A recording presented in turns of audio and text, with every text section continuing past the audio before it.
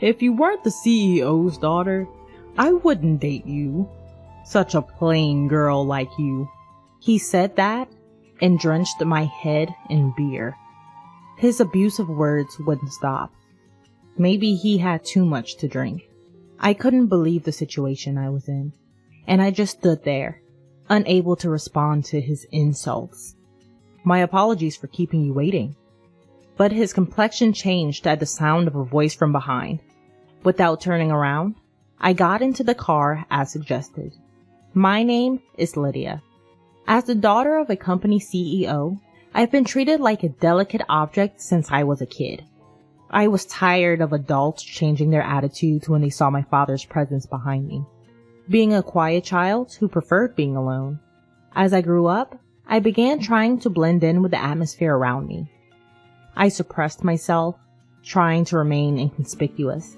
Even the friends I made through such efforts would distance themselves from me once they learned about my father's job. I used to resent my father's profession, but my perspective changed when I entered a university and started studying business. Through university lectures, I began to understand the difficulty of achieving long-term stable performance like my father. I started to take an interest in my father's company. Hearing about my father's passions and thoughts about the company, my interest grew, and I deepened my learning.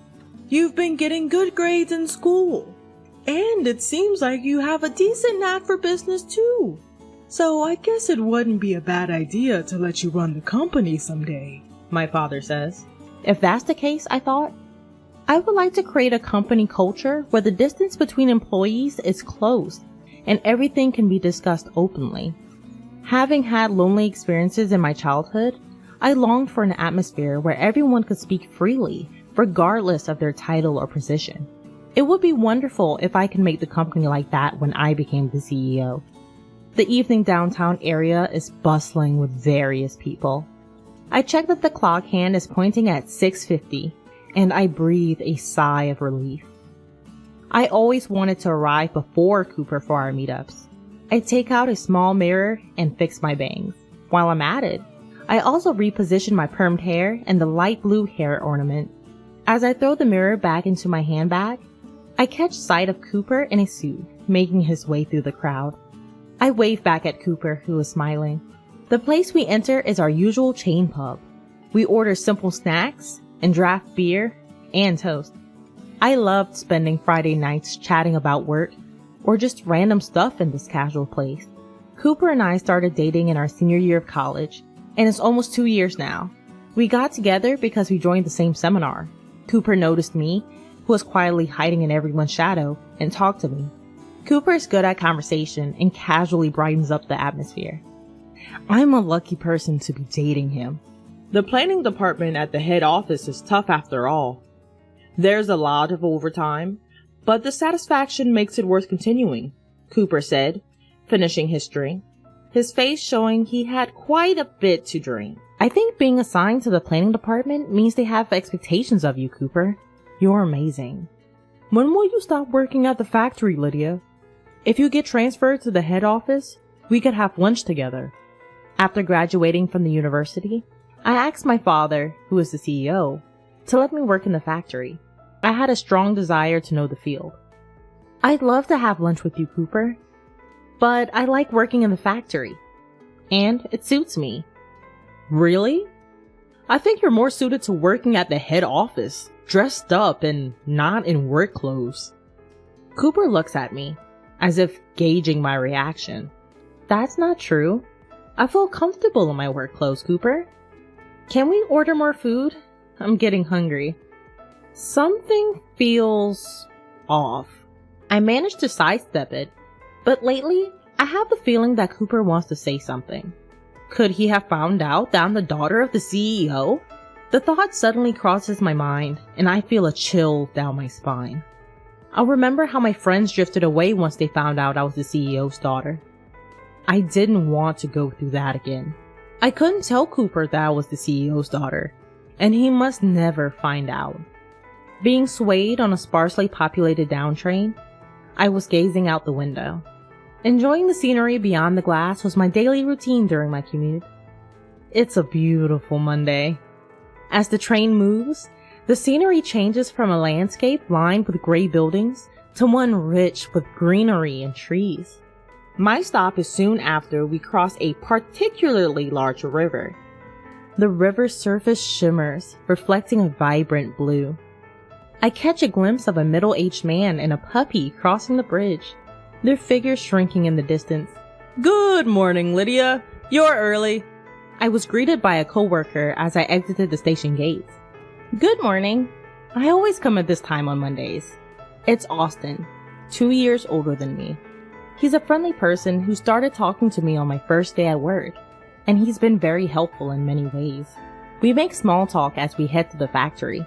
After getting prepared and arriving at my post, the workday begins. It was supposed to be a usual day with usual tasks. However, an unexpected accident occurred. It was just before the afternoon work began, right after lunch break. At that time, my father, the CEO, happened to be on a factory tour. Coming out of the break room, I bumped into my father, who asked me to pass on a message to my mother. It seems he had left his smartphone at home. He said he could have sent the message from his computer, but it would have been a hassle, so he was glad he could ask me.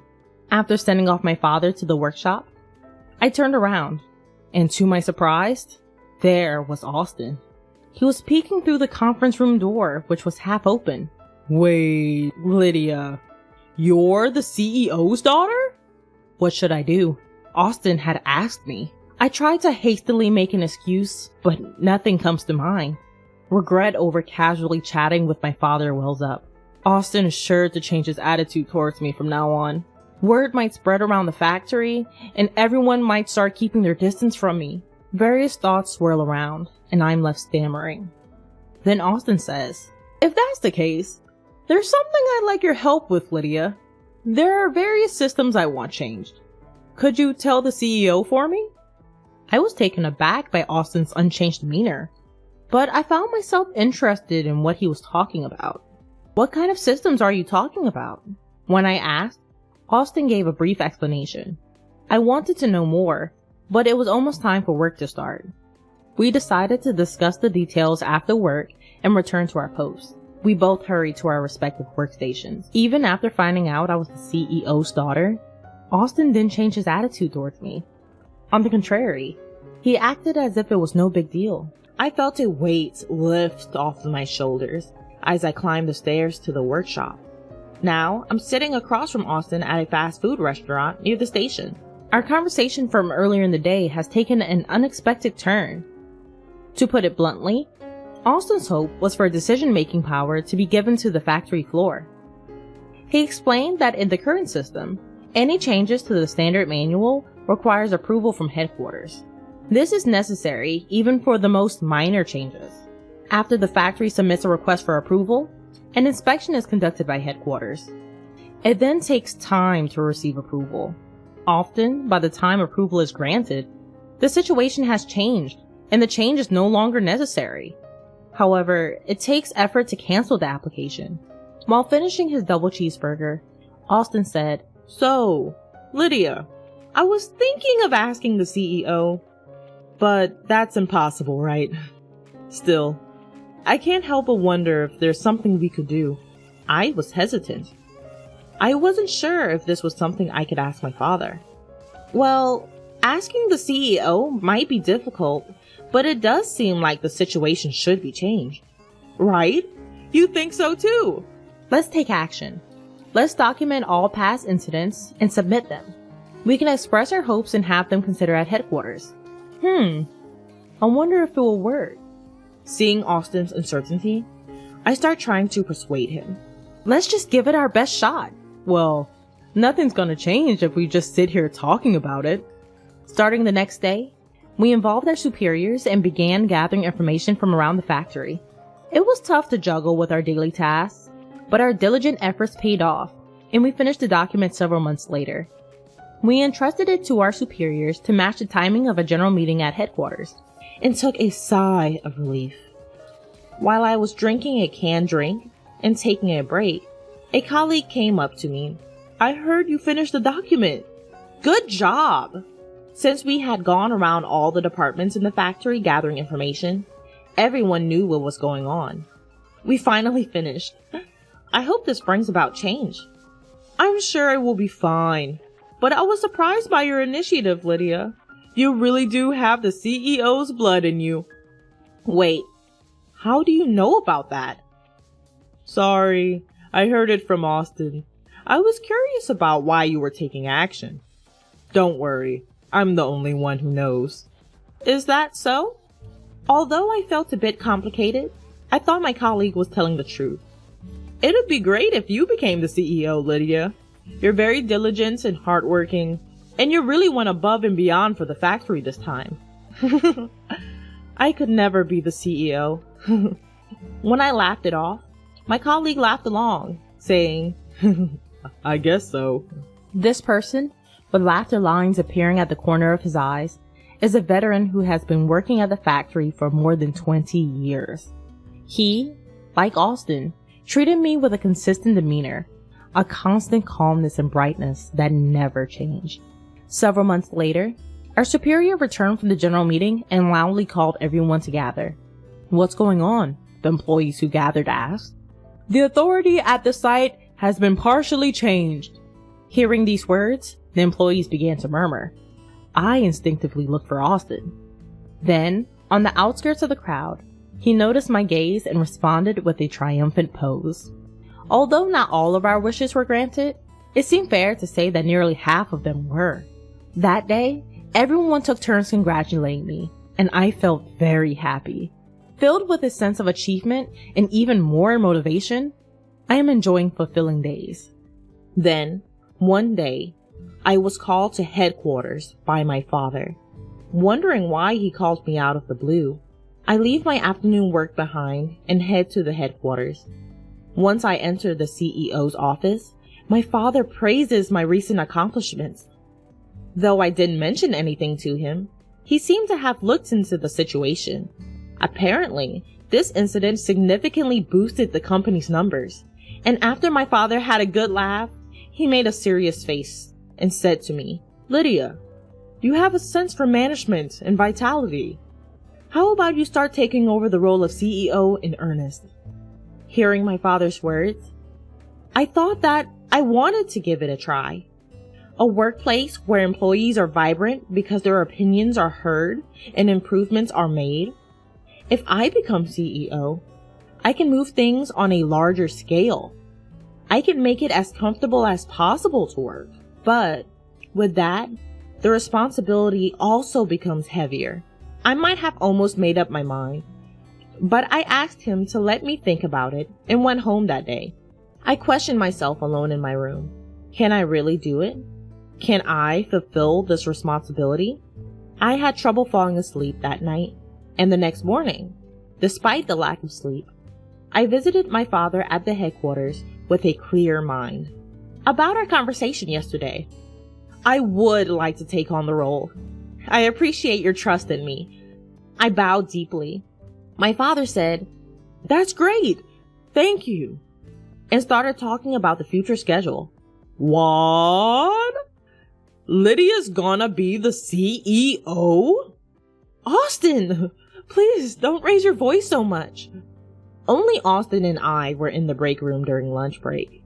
Thinking the timing was just right, I told him about my decision to become CEO. Sorry. But I never thought you'd really become CEO. Everyone will be surprised. That's the thing. I think I'll be transferred to the headquarters soon, and I've been worried about how to explain it to everyone. Why not just tell them the truth? I'm a little scared to tell them I'm the CEO's daughter. Taking a deep breath, I shared the events of the past. About how close friends had drifted away, the sadness I felt when people were distant with me, and about my childhood when I tended to close off my heart. Austin, who listened to my story with compassion, said this, There might be people who can't interact with you the same way as before, Lydia. We can't know for sure. But everyone knows how hard you've worked this time. I think they trust you. Plus, surprisingly, many people might not change their attitude. Could that be true? Although I felt somewhat relieved hearing Austin say that, My heavy memories were rejecting any further thoughts. In the end, I only gave a vague reply. When I checked my smartphone on the way home from work, I had a message from Cooper. I hadn't seen Cooper in a while, just when I thought I had some breathing room from being busy with document preparation for the headquarters. Cooper's peak season had started. It's not just about everyone at the factory. I need to think about Cooper too. Swaying on the train, I let out a sigh. Could I really say the truth from my own mouth? What would happen if I told them? After a while, the dates of my transfer to the headquarters was confirmed. I would be leaving the factory in a few weeks. Unsure of how to tell everyone, I spontaneously dropped by the document room. In the dusty room where various documents were stored, I opened a cardboard box near the entrance and pulled out a thick bundle tied with a black string. It was my work diary from the past. Looking back from my first day of work, forgotten memories come back. The times when I was a novice who knew neither left nor right. When I was taught work carefully. When a senior colleague spoke to me as I learned the job. And when someone treated me to canned coffee when I was down about making a mistake. As I looked at the diary, my mind became set. It's not about whether they accept me or not. I'll convey the truth with gratitude for everything so far, and sincerity. With that decided, I left the document room. On Monday's morning assembly, I was to tell my colleagues about my transfer. Prompted by my boss, I stepped forward and bowed. Wondering what it was about, everyone was waiting for me to speak. Austin and a colleague who knew the situation were watching from the back of the circle. I told them that I was the CEO's daughter and that I was going to take over the company, and I expressed my gratitude. To my surprise, I was able to say it smoothly, as if I had never been troubled. While being surprised at myself, I looked at everyone's reactions. While they seemed to be shocked, Austin raised his voice saying congratulations, and more voices of agreement followed. Somehow the atmosphere softened and I felt relieved. I gratefully received the encouraging words, feeling refreshed. Later, everyone invited me out for drinks. They said it was a celebration for my becoming CEO, so we headed to a pub, much like a year-end party. The large number of participants made me so happy, I felt like crying. I felt confident that I was being accepted to this extent. Since it was a celebration, they booked a different restaurant than usual, and we all got on the train. We got off after about 15 minutes, arriving at a popular pub known for its delicious seafood. We livened up the place with random chats, and as the drinks flowed, I was wrapped in a fluffy sense of joy. After a while, I checked the time, and nearly 2 hours had passed. Wanting to sober up a bit, I headed to the restroom. The pub was bustling at 8 p.m. Every seat was filled. As I was looking around, intrigued by this first-time visit, a familiar voice caught my ear. Involuntarily, I paid attention. The voice seemed to be berating someone. Contrary to my desire to leave immediately, my body was moving toward the source of the voice. It was a strange feeling, as if my body wasn't my own. Everyone in the seminar knew, even though she tried to hide it. If she weren't the CEO's daughter, no one would date such a plain girl. At the table of 4 men in suits, there was the person I expected. She works in a factory, but is she really the CEO's daughter? She dresses so plain. I never feel like taking her to a nice restaurant. Maybe if she invited me to her family's mansion, I'd be a little motivated. I couldn't comprehend what the familiar and beloved voice was saying. Cooper noticed me standing still. He seemed quite drunk, his eyes fixed.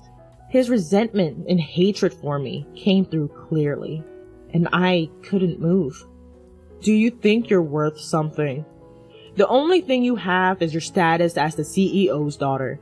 Cooper, glaring at me, didn't seem to realize I was actually there. With unsteady steps, Cooper approached me. He tilted the glass in his right hand and poured beer over me.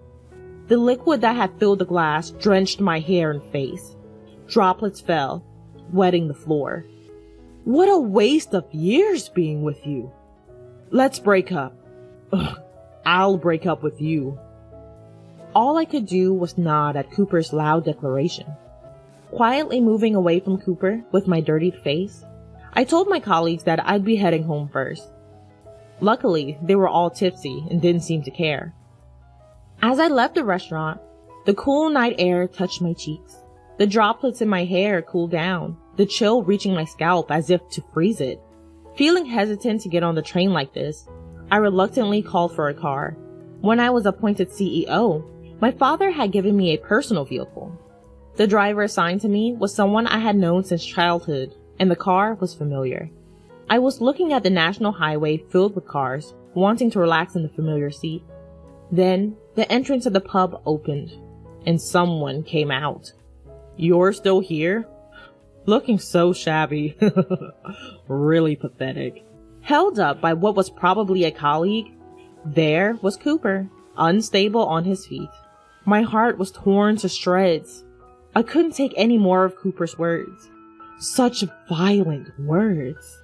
Sorry to keep you waiting, CEO. A voice came from behind me. Cooper looked at me, eyes wide. Please, get in here. Prompted to the back seat, I moved my feet. Wait a minute. That was a joke. You should have told me if you were appointed CEO. Let's keep going out. I saw Cooper desperately trying to convince me over my shoulder. I felt nothing. If anything, a faint sense of disgust. The CEO is tired. Please leave. Once the driver confirmed I was in, he closed the door. As the car started moving, my tears burst forth. They kept flowing, running down from my chin, dropping onto my lap. What did I ever love about him? I didn't know he was that kind of person. After a good cry, my heart began to settle, and suddenly, I thought it was my fault. Staying as lovers without showing my true self was an unreasonable story. Thinking so, my feelings began to lighten. Wiping the tears with a handkerchief, I turned my eyes outside the window. Clouds were passing across the starry sky. It felt as if I was at the bottom of the sea, the comfort of drifting, surrendering to the gentle sway of the waves. I thought about my colleagues at the factory, and then about Austin. Being accepted for who I am feels really reassuring. Rubbing my swollen eyes from crying too much, I fell asleep, just like that. A year and a half has passed since I became CEO. Even after my transfer to the head office, every time I felt nostalgic, I visited the factory under the pretext of inspection. Today, too, I'm visiting with some gifts. It's just like you, Lydia, to say it's tough, but carry on without a problem. I'm impressed. That's not true. I'm always being supported. Spreading out the snacks I brought, I felt a smile spreading across my face. Even after becoming CEO, my colleagues at the factory still call me Lydia. It feels like I've come home. As I was basking in happiness, Austin started a conversation. By the way, what should we do about our honeymoon? Suddenly, he brought up something personal, and I looked around in surprise. The colleagues I was chatting with earlier seemed to have returned to their workstations. Be careful! We haven't announced it yet. After my transfer, we became even closer from frequent visits to the factory, started dating, and finally got engaged last month. It's okay. I checked and no one's around. Where do you want to go? Do you prefer overseas? I'd like to go to the sea. My mouth moved before I could think. Why was that? I had always thought that if I were to go with Austin, I'd want to go to the sea. If it's the sea, an island might be nice too. I'll look it up. Austin laughed as I said, I'm looking forward to it. I wonder what color the sea will be as I sit on the beach with Austin in the bright light. Just imagining it makes my heart flutter and my cheeks relax into a smile.